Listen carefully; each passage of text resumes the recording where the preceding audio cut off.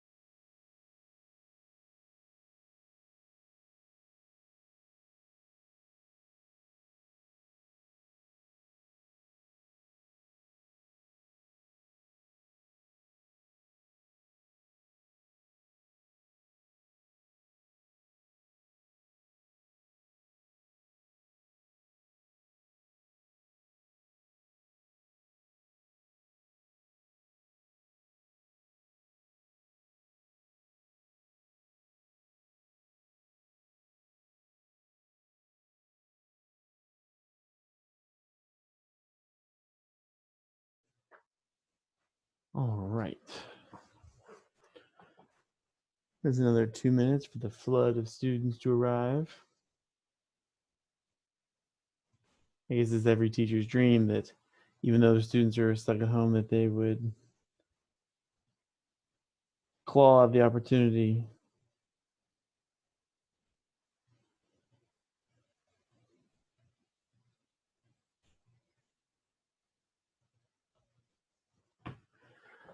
So I got another couple minutes. Let people log in while I answer some emails from students.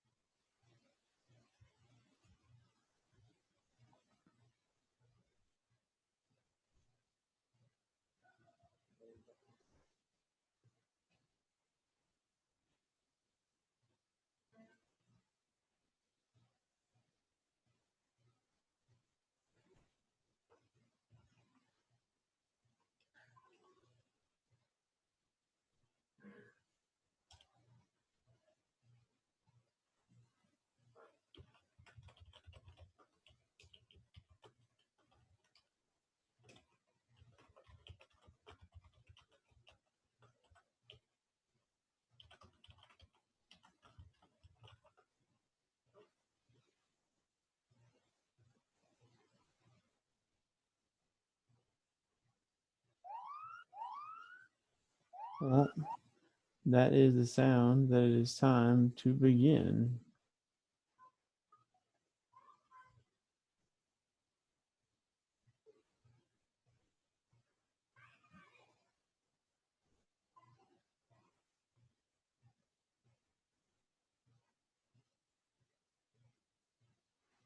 Okay, everybody. So,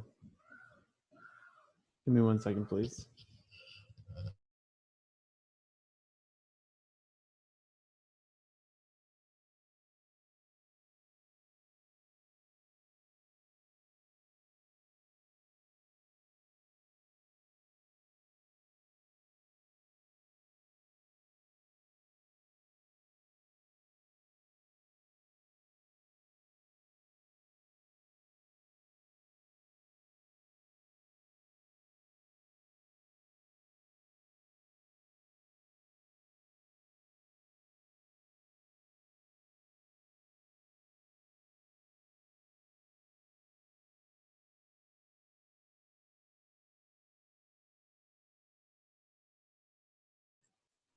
Sorry about that. Okay, so completing two variable equations and calculating the slope from a table are the two skills that are going to round out assignment 7.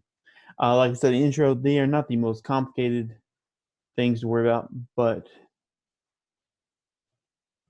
they are very, very, very important. So let's go ahead and talk about completing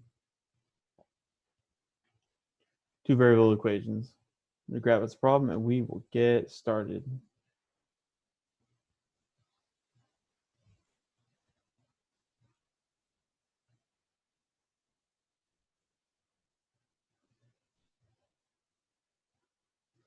To make sure no one is confused.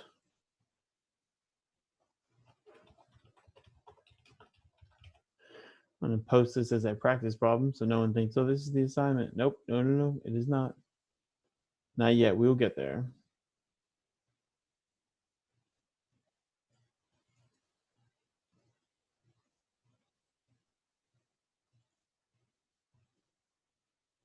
Gotta always have my math practice standards ready to go. Okay, so what we're trying to do is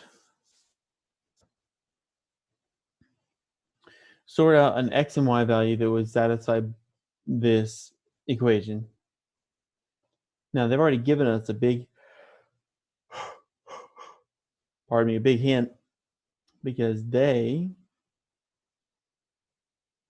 gave us this. So here's the equation that we're trying to solve, but check it out. They already gave us the y value.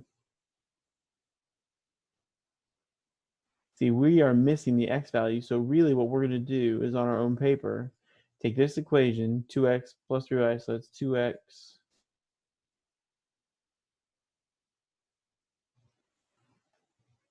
plus 3y equals 12. And since they already gave us the y value, we'll just substitute that in. So we'll say 2x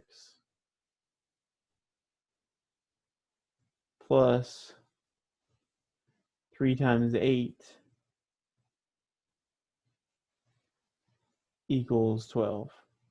So now, what have we done so far? Okay, we've kind of made sense of what it's asking us to do. Now we're going to do some abstract reasoning. And like always, the two major abstract rules that we follow or use or abuse the most are that anything plus its opposite is 0, and that anything divided by itself is equal to 1. Those are our two main ones we're going to be doing here. Always, we're going to be very precise with our work, and let's get something done. Okay, so we still have, whoa. So we still have 2x. Now, 3 plus 8 is 24, so we have plus 24 equals 12. Here comes our abstract abuse. So what we will do, we will take away 24 from both sides.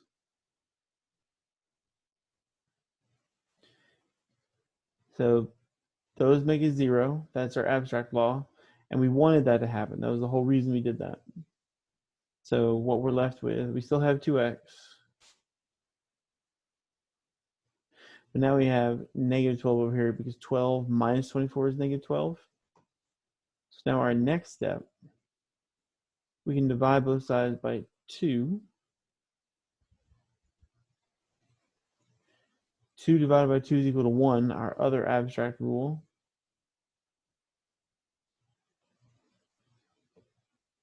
So what are we left with? Let's see. Well, that would leave us with 1x equals negative 12 divided by 2 would be negative 6.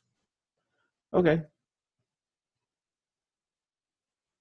So apparently the solution to this system is going to be at negative 6, 8, the x value and the y value.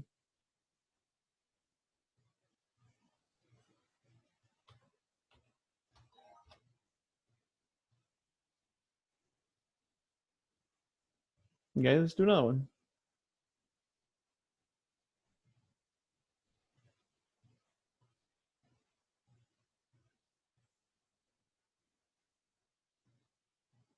Let me capture this real quick.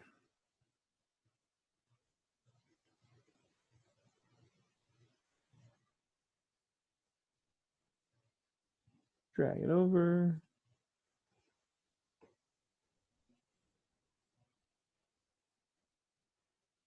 Just to make sure everyone is aware, this is a practice problem. This is not the actual assignment 7 question. Okay. So let's see. They gave us this equation, and they also gave us, this time they gave us the x value, which is fine.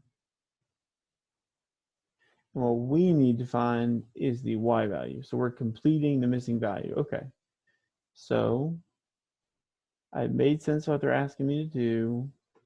I know we're going to be using some abstract reasoning like we did in the last problem. Speaking of the last problem, we're going to be making use of our repeated reasoning skills. Like if it worked the last time, it should work again this time.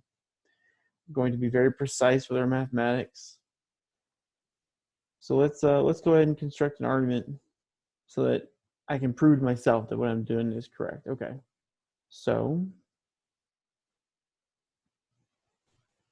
let's go ahead and start by taking our equation here, but we're going to plug in a negative 3 wherever it would have said an x right there. So this would be y minus 4 equals negative 2. parentheses. Now this is where the x comes in. We have a negative 3 plus 3. Okay, well, guess what? Negative 3 plus 3 is 0. So y minus 4 equals, well, negative 2 times 0, guess what, is 0. So what just happened? Negative 3 and positive 3 make 0, and 2 is being multiplied by that, or negative 2 rather is being multiplied by that, and it's still 0. So, little abstract rule here. If I add 4 to both sides,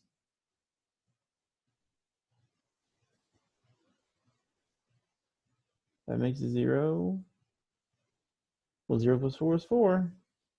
So apparently, when x is equal to negative 3, y is equal to 4. Sweet. This is where I would ask chat if they understood or if they wanted to see one more, but nobody's here. So I think we're just going to go ahead and move along to the other skill, which is getting the slope from a table.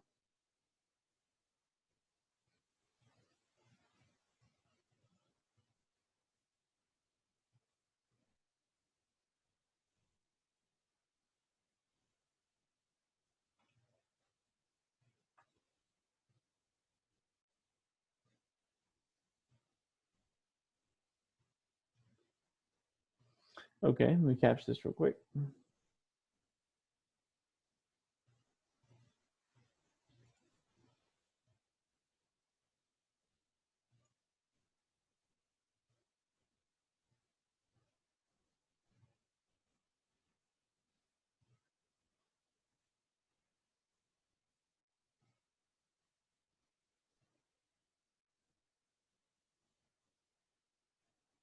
And just to make sure no one misunderstands what's going on.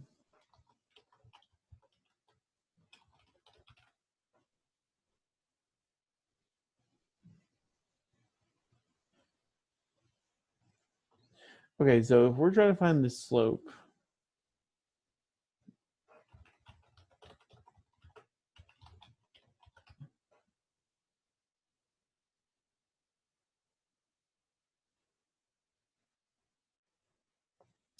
if we're going to find the slope, we're still going to be using the formula.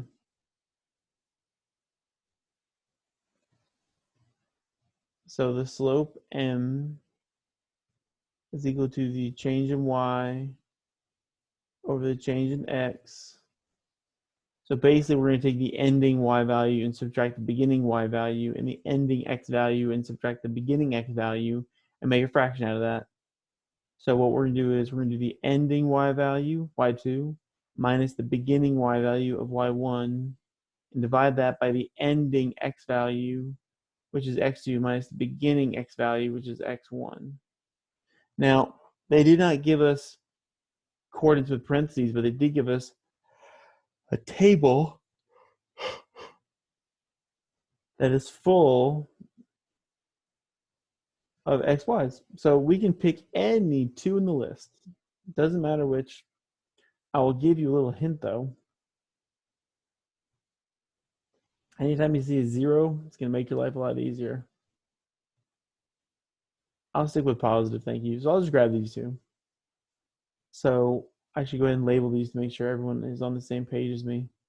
I'm going to call 7 y1 and 9 y2. That means that the 0 is going to be x1 and the 1 is going to be x2. So that's the x column, that's the y column. Okay. So for this one, we'd have, if we follow the formula, that'd be 9 minus 7 over 9 minus 7 over 1 minus 0. So 9 minus 7 is 2. 1 minus 0 is 1. Apparently the slope is 2, which means it goes up 2 over 1, up 2 over 1, up 2 over 1. So the slope is positive 2. Pretty straightforward. Now, some of you might be wondering, well, what would have happened if I used these other numbers? Well, let's see if we can go ahead and so I made sense of the problem. I persevered in solving it. I was very precise. But now let's go ahead. I did some abstract reasoning. But now, just to make sure you guys understand it did not matter, let's go ahead and construct an argument to prove that I'm right. So what if I didn't use those 2 points?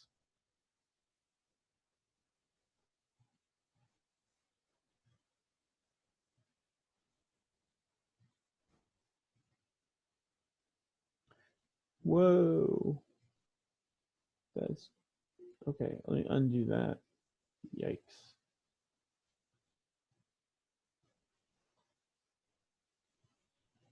Okay, so let's just see if I can prove that this would have worked with any other points on here. So let me go ahead and draw these negatives. What if I were to say that 5 was my y2 and 3 was my y1 and -2 was my x1 and -1 was my x2? That means, according to that, I'd have 5 minus 3 over -1 minus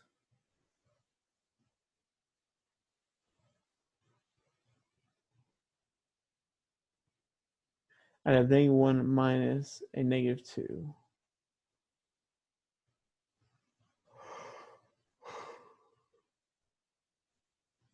Okay. So 5 minus 3 is 2. The opposite of subtracting 2 is adding 2. And -1 plus 2 is 1. So it would have come out the same anyway. So it doesn't matter which 2 coordinates you pick, as long as you label their items correctly, everything comes out fine. Let's try another one.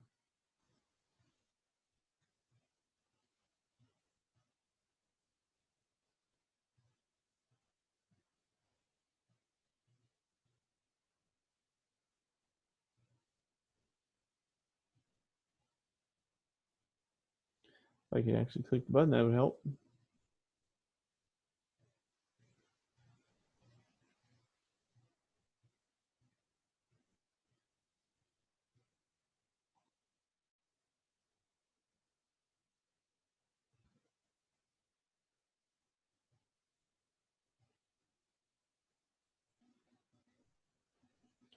And again, to make sure no one is confused,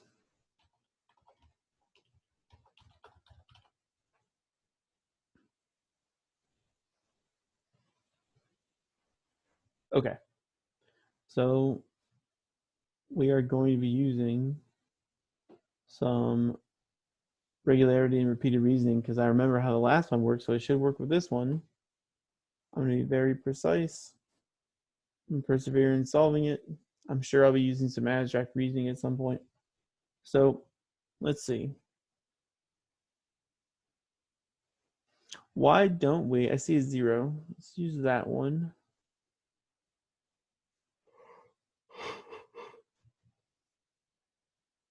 And I'll use this one.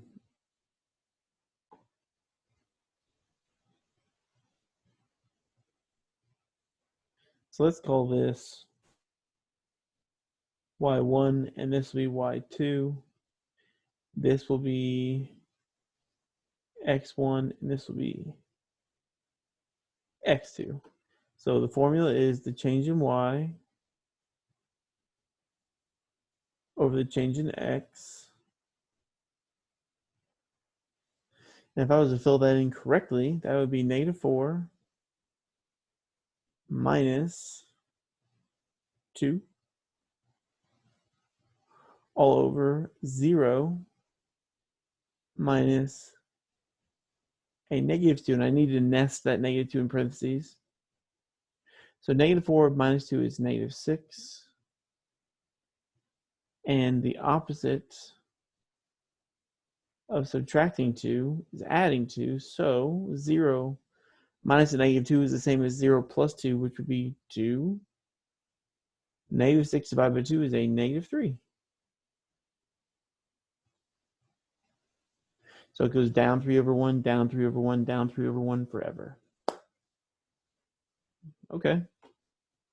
Well, that concludes the demos for this lesson. Let me go ahead and give you some problems to finish out assignment 7.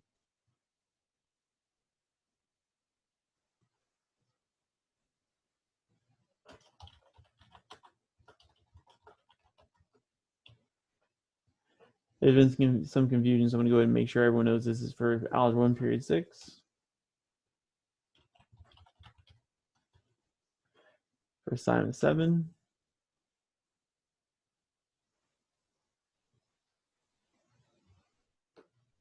And let me bring in some problems.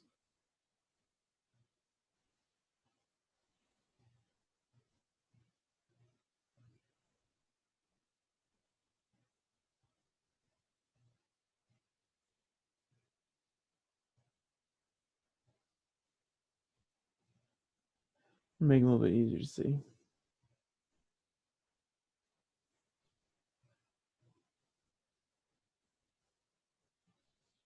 Okie dokie.